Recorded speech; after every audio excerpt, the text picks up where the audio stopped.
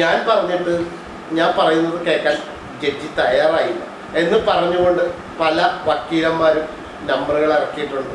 എന്തായാലും അവർക്കുള്ള ഒരു തട്ടിപ്പും വെട്ടിപ്പും നടത്തി നാട്ടുകാരെ പറ്റിക്കുന്ന പല വക്കീലന്മാർക്കും വേണ്ടി മാത്രമുള്ള പണിയാണ് ഈ തരുന്നത്. അത് എല്ലാവരോടുമല്ല, തട്ടിപ്പും വെട്ടിപ്പും നടത്തുന്ന കാപാലികന്മാരായ വക്കീലന്മാർക്ക് മാത്രം ഇട്ടിട്ടുള്ള പണിയാണ്. ഹൈക്കോടതിയിൽ റിട്ട് പെറ്റീഷൻ ഫയൽ ചെയ്യുന്ന എങ്ങനെയാണെന്ന് പറഞ്ഞുകൊണ്ട് ഈ കേസാണ് high court of Kerala. High court of Kerala സത്യത്തിൽ ഈ CJയും ACJയും കോടതി മുതൽ അങ്ങ് സുപ്രീം കോടതി വരെ ഒരു കോടതിയിലും വക്കീലില്ലാതെ സ്വയം കേസ് നടത്താറ്. വക്കീല് ഒരു കോടതിയിൽ ഒരു മാറ്റർ ഫയൽ ചെയ്തു, അതിനകത്ത് തെറ്റ് കുറ്റങ്ങൾ സംഭവിച്ചു പോയാൽ നമ്മുടെ ജീവിതമാണ് പോകുന്നത്. പകരമോ നമ്മൾ ആണ് ഫയൽ ചെയ്യുന്നതെങ്കിൽ ചെറിയ ചില തെറ്റുകൾ കുറ്റങ്ങളൊക്കെ സംഭവിച്ചാലും അത് കൺസിഡർ ചെയ്യും. അങ്ങനെയുള്ള ഒട്ടനവധി ഗുണങ്ങൾ സ്വയം കേസ് നടത്തുമ്പോൾ ഉണ്ടാകാറുണ്ട്. കേസ് നടത്തുന്ന കാര്യത്തെക്കുറിച്ച് നമുക്ക് ബോധ്യമുണ്ടാവണം എന്ന് മാത്രമേ ഉള്ളൂ. എന്തായാലും വരും ദിവസങ്ങളിൽ വക്കീലില്ലാതെ കേസ് എങ്ങനെ നടത്താം, ഏതൊക്കെ കോടതികളിൽ എങ്ങനെയൊക്കെ കേസ് നടത്താം എന്ന് പഠിക്കാൻ തയ്യാറുള്ളവർക്ക് എന്നെ വിളിക്കാം. സൗജന്യമായി ഞാൻ പഠിപ്പിക്കുന്നതാണ്. ഈ റിട്ടയർഡായ ഒരു ചീഫ് സെക്രട്ടറി, ആളെ ഞാൻ പറയുന്നില്ല, ആ ചീഫ് സെക്രട്ടറി ഒരു മതിൽ പൊളിഞ്ഞു വീണപ്പോൾ ആ മതിലൊന്ന് തിരിച്ചു കെട്ടാൻ പഞ്ചായത്തിൽ അപേക്ഷ കൊടുക്കാൻ പുള്ളിക്ക് അറിയില്ല എന്ന് പറഞ്ഞാൽ നിങ്ങൾ വിശ്വസിക്കും. എന്നാൽ വിശ്വസിച്ചേ മതിയാവും. നമസ്കാരം, ഞാൻ ബോസ്കോ കളമശ്ശേരി. ഈ ഏറ്റവും കൂടുതൽ ആളുകൾ കേൾക്കുന്ന ഒരു പ്രധാന പ്രശ്നമാണ്, അല്ലെങ്കിൽ അഭിമുഖീകരിക്കുന്ന ഏറ്റവും വലിയ പ്രശ്നമാണ് വക്കീല് ചതിച്ചു. സ്ഥിരമായി കേൾക്കുന്ന ഒരു സംവിധാനമാണ്. പക്ഷേ വക്കീല് ചതിച്ചാൽ എന്ത് ചെയ്യണം എന്ന് ചോദിച്ചാൽ പലർക്കും അറിയത്തില്ല. സത്യത്തിൽ വക്കീല് വേണോ നമ്മുടെ ഒരു കാര്യം കോടതിയിൽ പറയാൻ വേണ്ടി? വേണ്ട എന്ന് ഇവിടെ എത്ര പേർക്ക് അറിയാം? എത്ര പേർക്കറിയാം?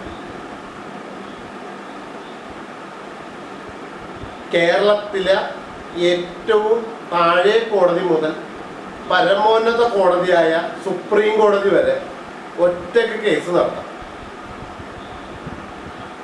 1 രൂപ പോലും കയ്യിലില്ലെങ്കിലും കേസ് നടത്താം എന്നതാണ് വാസ്തവം. പക്ഷേ ഇവിടെ ഒരു സ്കൂളുകളിലോ ഒരു 1ാം ക്ലാസ് മുതൽ അല്ലെങ്കിൽ LKG മുതൽ അങ്ങ് +2 കഴിഞ്ഞ് അതിൻ്റെ മേളിലേക്ക് +2 വരെയുള്ള അടിസ്ഥാന വിദ്യാഭ്യാസത്തിൽ പോലും നമുക്ക് വേണ്ട മിനിമം എഡ്യൂക്കേഷനായ ഒരു സാധനം നമുക്ക് പറഞ്ഞ് തരുന്നില്ല എന്നതാണ് പ്രശ്നം. ഒരു കുട്ടി നാളെ നമ്മളെ ഒന്ന് തല്ലി അല്ലെങ്കിൽ പിച്ചി അല്ലെങ്കിൽ നുള്ളി, സ്കൂളിൽ പഠിക്കുന്ന കാലത്ത് നമ്മളെ ഒന്ന് നുള്ളിയാൽ നമ്മൾ പോയി ആദ്യം പറയും, ബോസ്കോ അല്ല ടീച്ചറെ എന്നാ കൊച്ച് നുള്ളി. അപ്പം തന്നെ ടീച്ചർ വടിയെടുത്ത് തരും, 2 തല്ല് തരും, കഴിഞ്ഞു. സത്യത്തിൽ അതാണോ ശരി? ആ കുട്ടിക്ക് ഒരു പരാതി എങ്ങനെ എഴുതണം എന്നറിയാം.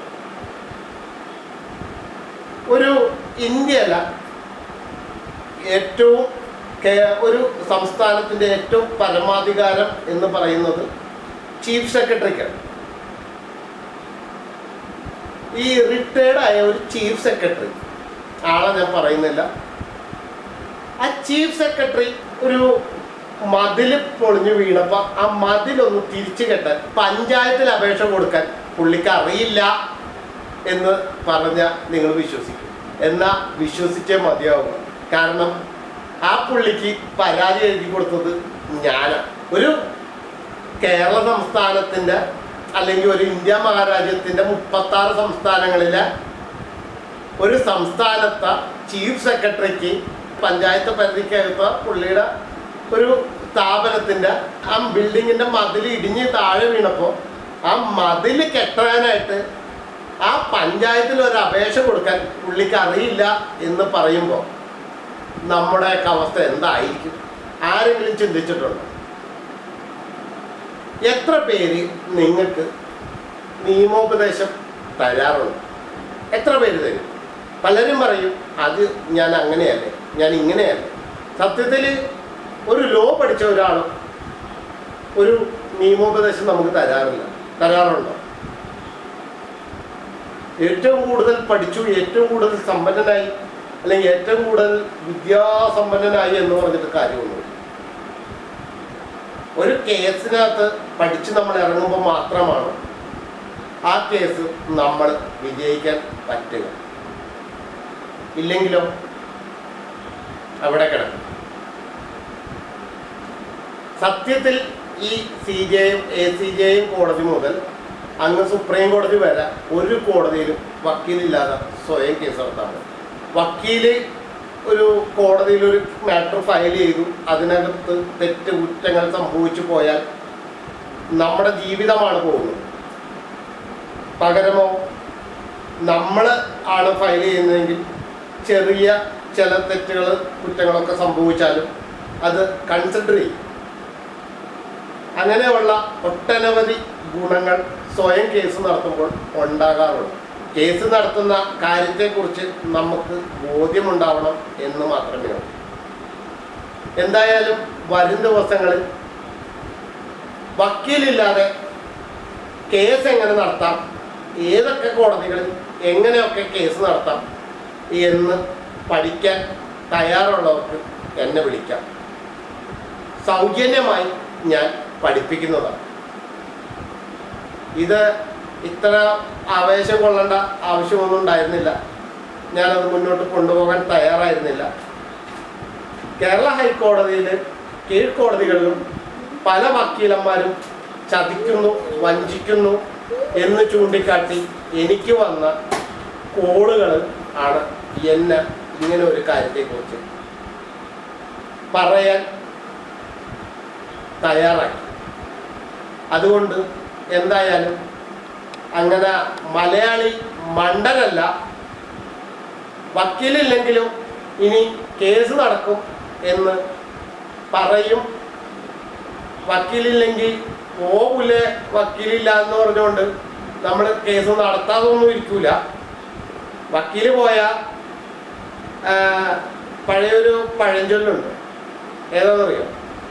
എന്തായാലും അങ്ങനെയൊക്കെയാണ്. വക്കീൽ പോയാൽ പോകില്ല വക്കീലെ, നീ ഇല്ലെങ്കിൽ എനിക്കൊന്നും സംഭവിക്കാൻ പോണില്ല എന്ന് മുഖത്ത് നോക്കി പറയാൻ നമുക്ക് ആർജവം ഉണ്ടാവണം എന്ന് മാത്രമേ ഉള്ളൂ. എന്തായാലും ഹൈക്കോടതിയിൽ റിട്ട് പെറ്റീഷൻ ഫയൽ ചെയ്യുന്ന എങ്ങനെയാണെന്ന് പറഞ്ഞുകൊണ്ട് ഈ കേസാണ് high court of Kerala. High court of Kerala ഇത് കഴിഞ്ഞ ദിവസം പ്ലാന്റേഷൻ കോർപ്പറേഷനും പഴയ ശശീന്ദ്രൻ മന്ത്രിയും പ്രസാദ് മന്ത്രിയും ഒക്കെ നടത്തിയ ഒരു തട്ടിപ്പ് കേസാണ്. തട്ടിപ്പ് കേസ് ആദ്യം ഞാൻ കൊണ്ടുപോയി ഒരു പരാതി കൊടുക്കുന്നു. പരാതിയെ ചൂടുപിടിച്ചുകൊണ്ട് അതിൻ്റെ ബന്ധപ്പെട്ട രേഖകളെല്ലാം ഞാൻ കളക്ട് ചെയ്യുന്നു. അതുമായി ബന്ധപ്പെട്ട ഫോട്ടോഗ്രാഫ്സുകൾ കളക്ട് ചെയ്യുന്നു. ആദ്യം നമ്മൾ ഫയൽ ചെയ്യുമ്പോൾ ഇതെല്ലാം ഹൈക്കോടതി സ്വയം ആ സിസ്റ്റം സ്വയം മേക്ക് ചെയ്ത് തരും. അത് കഴിയുമ്പോൾ ഇൻഡെക്സ് ആണ് വരുന്നത്. ഇൻഡെക്സും സ്വയം മേക്ക് ചെയ്യും. അത് കഴിഞ്ഞാൽ വരുന്നത് സിനോപ്സിസ് ആണ്. അതായത് മൊത്തം കേസുകളുടെ രത്ന ചുരുക്കമാണ് ഈ കാണുന്നത്. 4 മുതൽ 15 പേജിലുള്ള ഈ സാധനങ്ങളാണ് അതിൻ്റെ രത്ന ചുരുക്കമാണ് ഈ എഴുതിയിരിക്കുന്നത്.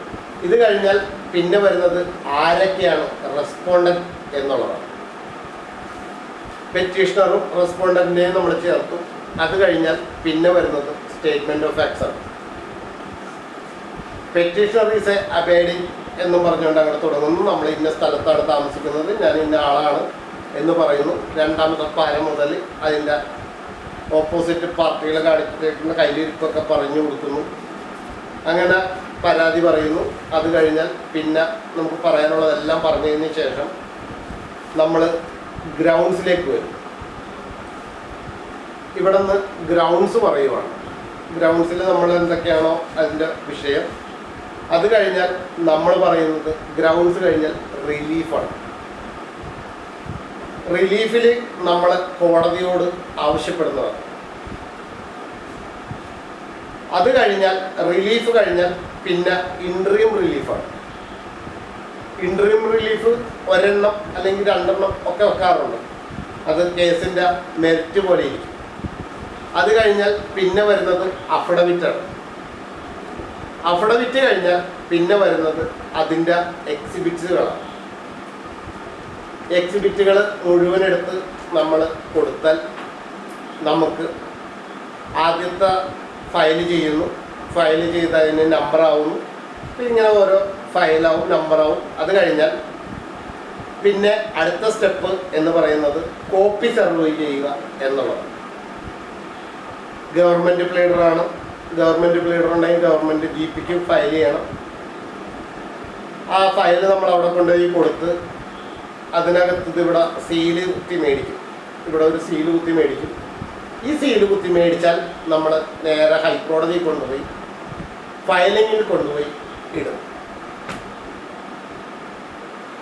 അങ്ങനെ ഇട്ടാൽ അത് 4 മണിക്ക് മുൻപാണ് ഇടുന്നതെങ്കിൽ പിറ്റേ ദിവസം രാവിലെ അന്ന് വൈകുന്നേരം തന്നെ നമ്മുടെ മൊബൈലിലേക്ക് കേസ് നമ്പർ മെസ്സേജ് വരും. പിറ്റേ ദിവസം രാവിലെ കോടതിയിൽ ഏത് കോടതിയിലാണ് കേസ് എന്ന് ഉൾപ്പെടെ വ്യക്തമായിട്ട് നമുക്ക് പറയാം. പിന്നെ കോടതിയിലാണ് വാദം. പിന്നെ നമ്മൾ പറയുന്നതാണ് അതിന് മേൽ, നമ്മൾ പറയുന്നതാണ് വാദം. പലരും പറയും ഞാൻ പറഞ്ഞിട്ട് ഞാൻ പറയുന്നത് കേൾക്കാൻ ജഡ്ജി തയ്യാറായില്ല എന്ന് പറഞ്ഞുകൊണ്ട് പല വക്കീലന്മാരും നമ്പറുകൾ ഇറക്കിയിട്ടുണ്ട്. എന്തായാലും അവർക്കുള്ള ഒരു തട്ടിപ്പും വെട്ടിപ്പും നടത്തി നാട്ടുകാരെ പറ്റിക്കുന്ന പല വക്കീലന്മാർക്കും വേണ്ടി മാത്രമുള്ള പണിയാണ് ഈ തരുന്നത്. അത് എല്ലാവരോടുമല്ല, തട്ടിപ്പും വെട്ടിപ്പും നടത്തുന്ന കാപാലികന്മാരായ വക്കീലന്മാർക്ക് മാത്രം ഇട്ടിട്ടുള്ള പണിയാണ് ഇത്. എന്തായാലും നിങ്ങളിൽ ഓരോരുത്തരും സ്വയം കേസ് നടത്താൻ തയ്യാറായാൽ ഇവരുടെ ഈ തട്ടിപ്പും വെട്ടിപ്പും വക്കീലിൻ്റെ ചതിയും എതിർകക്ഷികളുമായിട്ടുള്ള കൂട്ടുകൃഷി കച്ചവടവും ഒക്കെ ഇവിടെ നിന്ന് ഇപ്പോൾ നമ്മൾ ഇതിനകത്ത് തയ്യാറായില്ലെങ്കിൽ നമ്മുടെ അടുത്ത തലമുറയും ഇതേ ദുരിതം അനുഭവിക്കേണ്ടി വരും. വക്കീലന്മാരുടെ ഇതുപോലെയുള്ള നെറികെട്ട വക്കീലന്മാരുടെ ധാർഷ്ട്യവും അഹങ്കാരവും ഒക്കെ കൂടിക്കൊണ്ടേയിരിക്കും. എന്ത് വേണം എന്ന് തീരുമാനിക്കേണ്ടതും നിങ്ങളാണ്. എന്തായാലും ഞാൻ ഒറ്റയ്ക്ക് തന്നെ കേസ് നടത്താനാണ് എൻ്റെ തീരുമാനം.